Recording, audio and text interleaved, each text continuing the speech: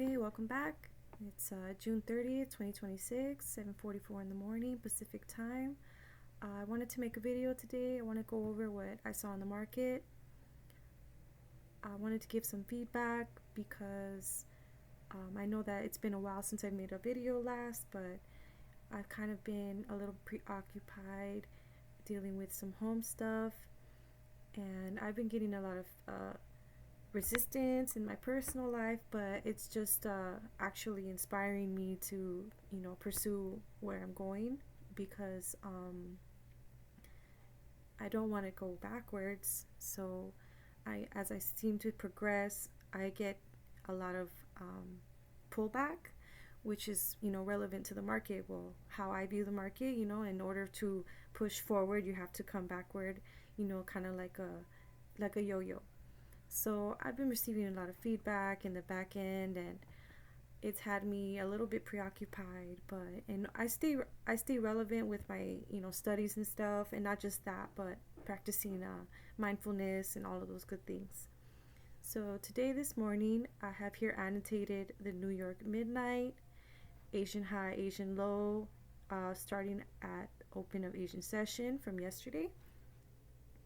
And I was able to define this morning when I woke up, pre 8 a.m.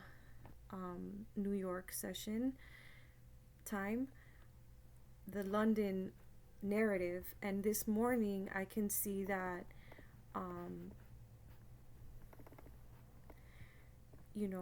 price had broke above the New York midnight. It created a high, and it was ranging above the Asian high, New York midnight, and the terms of ICT.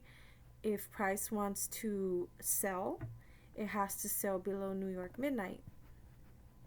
So when I saw price come below, I said, okay, great, it's getting ready for a bullish model.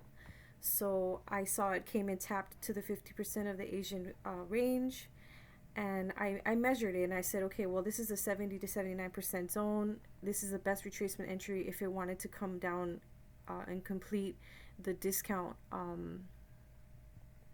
for the bullish day, because if price wants to buy, it has to buy at a discount. And so I was making some trades here when I first woke up, because it gave me the narrative I was looking for like a confident entry, where I felt like, okay, well, right here it's actually stopping where it's going, and then like doing nothing. So I'm like, oh, well, this is a good order block. A little area right here would be a stop loss. So I took a buy here, and I took another buy here, and I just wrote it to the New York midnight high, because I didn't want to be whiplashed because of the upcoming news, and also the open. So I was confident with those buys, and then I saw this liquidity up here, so I was like, yeah, this is a wonderful area for it to take profit if I was to, like, for example, if I wanted to hold. But then I told myself that this is also an area where I feel like if it wants to buy, and if I wanted to get in, I would like to get in through here by this zone right here, and then I feel like right here would have been a good area to hold, and it would have been able to withstand the 930 whiplash. So as we can see here, it did. It was basically an optimal entry near the BRE zone of the Asian session. It went near it, it tapped it, but the bottom, the point was that it came below the 50% of the Asian range, which is a discount price. So I made sure to optimize my entry, and I did take profits at the top, and I'm doing pretty well with my account. And I wanted to share with you that if you are interested in understanding a little bit more about how I trade, I studied ICT, and in specific, I did the 2022 model. It's about 44 videos. I used Notion.com for my screenshots and my notes. And I still have those notes to this day if I ever feel like I need some refreshing But if you have any questions about how I do my analysis, I do the ICT power of three algorithm, basically the concept. It's not very, it is, yes, it is complicated, but once you get your, practicing, it becomes repetitive.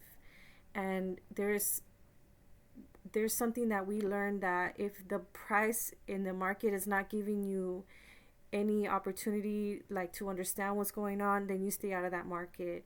And if you only can capture liquidity for a moment, then just take your profit and walk away, because there's going to be opportunities where you can read the whole narrative, the whole bias of the day, and then there's going to be days that you cannot.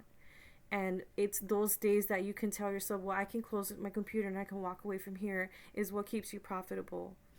And yeah, but everybody's different, of course. Our trading is our reflection of our personality, who we are. Some of us are scalpers, some of us are intraday, some of us are swing. um, I range. Some days I'm swing, some days I'm scalping.